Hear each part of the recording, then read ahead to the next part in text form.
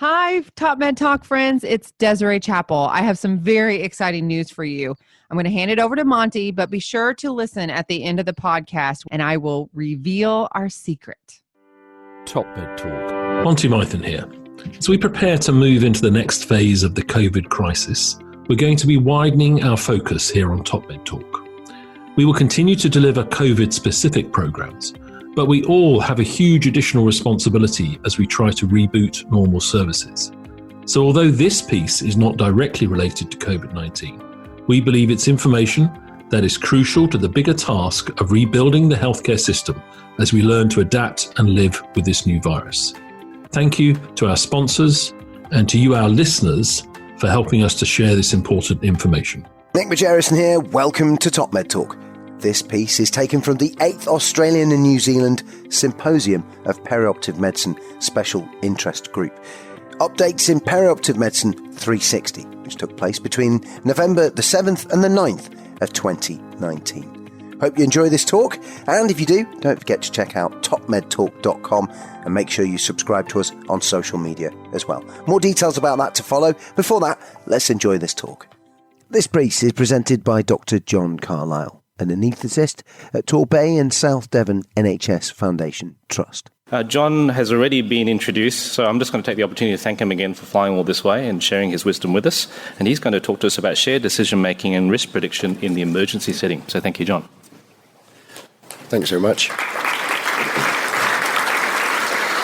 So we'd like to export some of the skills and knowledge that we develop in the scheduled preoperative assessment clinic out into the rest of the hospital for the emergency patients. So what might we need to know about emergency patients that would inform that export of our knowledge and skills? Well, I don't anaesthetise emergency patients, which you might think might be a drawback for this particular talk. However, when I'm on call for intensive care, and as you might imagine, discussions are usually 3 or 4 way amongst various different people, including myself. And I'll be biased in showing you stuff from anaesthesia. Thanks to those who submit to anaesthesia. That's my short mention of that. I'll be talking about survival after admission to intensive care using data from my own small hospital. I'll talk about survival after admission for acute abdomen, in which the patients had emergency laparotomy indicated by fulfilling the NELA criteria. NELA is the National Emergency Laparotomy Audit in the UK. Then I'll talk about how we might, using our scheduled preoperative assessment clinic, prepare some patients for the possibility of emergencies. And then I'll talk about, at the end, exporting all this stuff that we do in preoperative assessment out into the rest of the hospital. So what does survival after admission to intensive care look like? This is nearly 3,000 patients that we admitted into our intensive care units. We usually staff for about between 8 and 10 beds. The 3 colours, the most numerous cohort were acute medical emergencies in red. The horizontal axis is survival up to 10 years on your right, and the vertical axis is how many were alive, going from 100% at the top down to 0 at the bottom. The green elective surgical patients we plan to admit, so there are about 780 of those, and in between those two are patients who had emergency operations in blue. Now, they're obviously a heterogeneous cohort, but I just thought it would be interesting for you to see that. So there's initial cull of patients at the beginning due to the disease and the things we do to them, and then once they get out, their survival often gets close to the population survival, but they are accompanied by significant morbidity, as many of you know. So how useful is being admitted to intensive care? There's not many randomised controlled trials. This is a cluster randomised controlled trial carried out in France. 24 French hospitals were randomly allocated to their standard referral pathway to intensive care or a systematic referral pathway. And it was limited to patients who were quite old, so the mean age was about 83 years old. And in the systematic referral, all patients fulfilling criteria on admission to A&E were referred by telephone to the intensivist, who came down and reviewed them with the A&E consultant. And then a decision was made whether to go to intensive care. As you might imagine, so there's about 1,500 patients in each group, and there were 13 hospitals in one arm and 11 hospitals in the other. As you might imagine, the systematic referral to intensive care led to more admissions. In fact, about 2/3 of the patients were admitted, compared to the standard pathway, which wasn't regimented, where only 1/3 were admitted to intensive care. So the intervention, the systematic referral to intensive care, doubled the number of patients. So did having a systematic referral to intensive care make a difference to survival? So the next slide you'll see is survival up to 6 months after presenting in A&E. And you'll see there is a difference. Unfortunately, intensive care killed people, because that's the line underneath, the orange line. I entered these data into the survival calculator I use, and on average, the expected median life expectancy, the expected median life expectancy was about 2.5 to 3 years before they got sick, using the age and comorbidities they had at home before they became unwell. So it's made me think that when I'm seeing patients in A&E or on the ward with often acute abdomen, I'll spend time going through their notes, understandably, but also using my calculator to try and calculate what their normal survival would be, and to work out whether being admitted to intensive care would be a good idea or a bad one. This is the slide you saw before from my hospital, and just on the very left-hand margin of it, you'll see that preceding survival curve crunched up because it's only 6 months long, whereas this horizontal axis is 10 years. So you can just see that compared to our acute surgical patients in blue, these largely medical patients had a more steeper mortality rate, reasonably consistent with our emergency medical patients, but a little bit worse. So what I did was then I overlapped on that these predicted median life expectancy of those types of patients, and you see a red line there, which suggests that if they presented with an emergency abdomen, their risk of dying the first month after surgery would be about 38%. That's with my calculator. The possum mortality would be higher because it overestimates mortality. So that would probably be about 50% P-possum predicted mortality. I'm not aiming for you to come away with any conclusions necessary from this, but I think it illustrates a thought process you may wish to proceed down when you're reviewing these patients. This is the risk calculator I developed. So what happens to people admitted with an acute abdomen? So Tara and colleagues in Glasgow looked at 314 patients admitted to Glasgow with emergency abdomens over about a year. Of those, 214 had laparotomy and 100 did not. And they were quite interested in the NELA criteria, which involved time to review, CT scans, that sort of thing. I was quite interested. I was quite surprised that the third of patients who had an acute abdomen who didn't proceed, obviously, again, a heterogeneous group, but I just thought that was interesting. This is the study. In case you want to go and have a look at it, it's on the Anaesthesia website. Tara and her colleagues kindly sent me individual patient data so I could generate survival curves. The next slide shows the observed survival over 2.5 years after patients were admitted with an acute abdomen, and the horizontal axis is 2.5 years worth. And similar to the pattern you saw on the preceding slides, you have an early mortality rate followed by much more shallow rate of mortality that might be similar to the population. In red is the rate of death and survival I predicted using my mortality calculator. The number of people who died out of 200 who'd had an emergency laparotomy was 27 in the first month, which was exactly the same as predicted, or just one out by my calculator, although there might be a disparity in subsequent survival, and I need to have a look at that. So the next slide you're going to see are the 100 patients who didn't have a laparotomy. This slide you're seeing is 214 patients. So the next 100 patients, again, same time period, and as you might imagine, their mortality is much worse. One would imagine perhaps because their presentation was peri-mortem and they decided not to go to theatre because they were so sick. But that is an assumption. We don't know for sure. So what I did was I plotted out a survival curve for every patient. This next slide shows 214 survival curves for 214 patients who had laparotomy. The solid red line is the median of all those black lines put together, and the dashed red line is what their survival would have been if they hadn't presented with that acute abdomen, if they just remained well. And you might wonder why people who appear to have a very limited life expectancy, basically these short curves on the left, why you would proceed with an operation, because they're probably going to die either way. Conversely, in contrast, the 100 patients who didn't have an operation, there are a few who seem to have a very long predicted life expectancy. And again, one wonders why maybe the decision not to have an operation, was that a good one? We don't know, we don't have the details, but it just makes you think. So again, one of the things I do when I go to the ward is generate an individual survival curve for each patient I see, just to give me a starting point. It's not conclusive, but it just gives me a place to have a think. So anticipating emergencies in the perioperative clinic, well, patients are coming to see you before their scheduled operation, and things do go wrong after an operation, and you can touch upon those things, particularly if people have a pretty strong view about their quality of life. A lot of people do, quite rightly, and they may have views about how long they might want to be on intensive care, what you might do to them on intensive care, how they might be.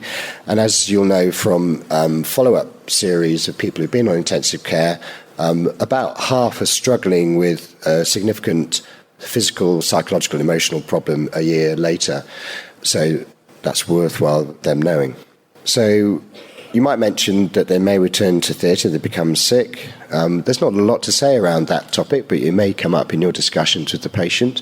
We've had a few patients who we've calculated very low chance of them having a problem, and they've had it on multiple occasions each time they come in. So they're youngish, middle-aged adults, and they have an abdominal operation and something horrendous goes wrong, and they end up on intensive care for 6 weeks. Then they recover. 5 years later, they come back in for something else, and again, something similar happens. So I've learned not to believe my numbers all the time. And if somebody's been unlucky, I'll say, well, let's assume you're going to be unlucky again. Do you still want to go ahead with the operation? And they've largely included people with intra-abdominal issues and ureteric stents and stones, who they come in as a day case to have their stent replaced or stone removed. They get septic and they end up in intensive care for a week, and that happens on multiple occasions. One non-surgical patient we had kept on getting hypotensive with her chemotherapy that she was having for her lymphoma on a regular basis. They told us when she was going to get her chemotherapy, so we just put her to bed because we knew she always required 3 to 4 days of peripheral vasoconstrictor. Patients, we've currently got 2 patients, and they were alive when I left England. We've got 2 patients on our unit, one with Duchenne muscular dystrophy on almost permanent non-invasive ventilation, and a patient with motor neurone disease who's ventilated through a tracheostomy.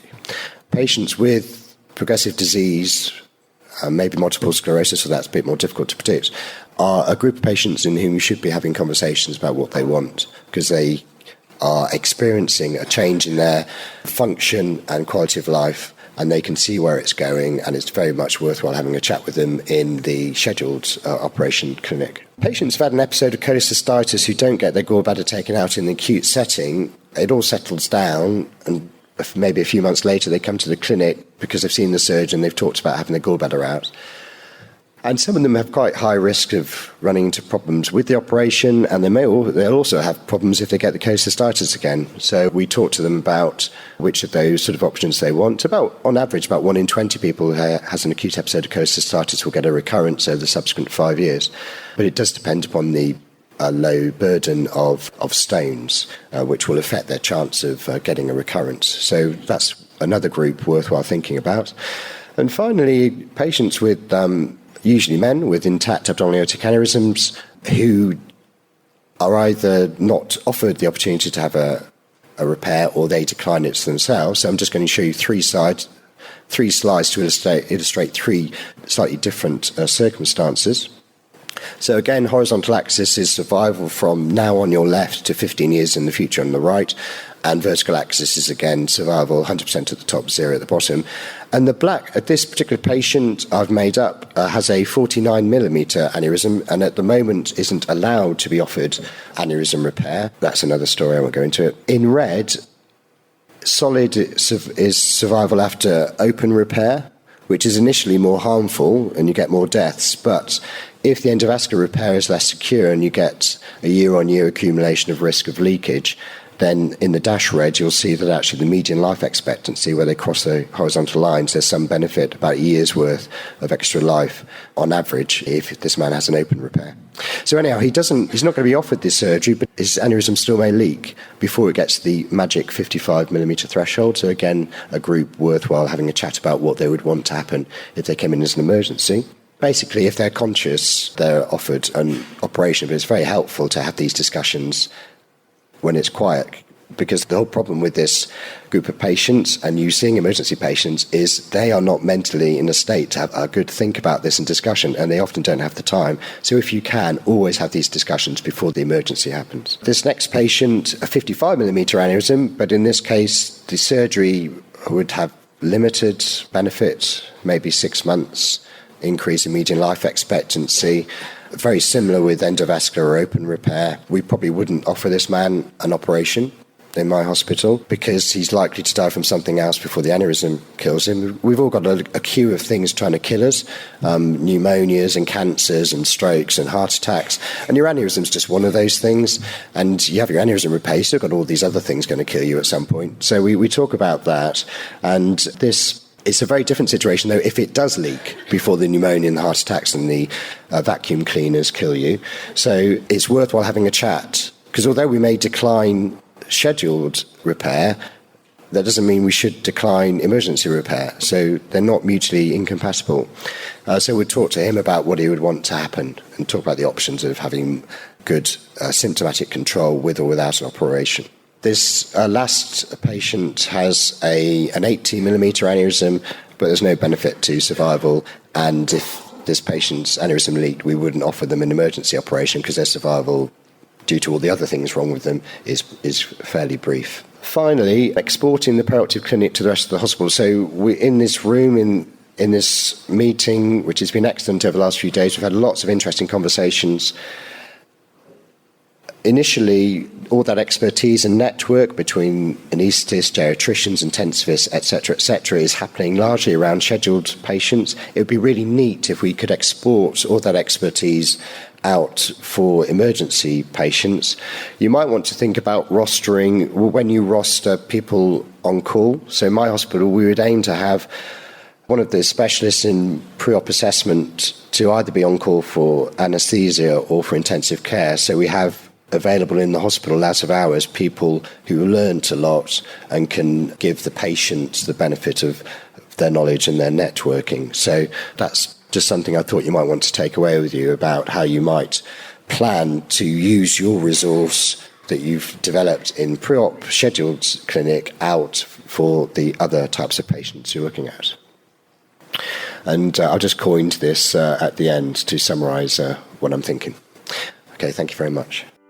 Top Med Talk. Hi, Top Med Talk friends. I wanted to let you know that we have some very exciting news. EBPOM London 2020 is on. We will be having the meeting. It will be the original dates, June 30th through July 2nd. We're going to mix it up a little bit, so be sure that you visit our website at ebpom.org. That's EBPOM.org. You'll get more details. We are going to be offering content, on-demand content, as well as live content, all the most amazing speakers that you ever hear at all of our EBPOM events. So that's super exciting. The best part of this whole situation is EBPOM 2020 will be free up until May 31st. So we have a couple more days, May 31st. After that, it's only £150, and you will have access to all of our content for that. So be sure to check us out again, ebpom.org. We're super excited about everything we have to offer this year. All of our same speakers, all of the same quality that you would normally get at a live meeting in person. but you can stay in your jammies. Thanks so much for listening, and hopefully we will see you at Live from London EBPOM 2020.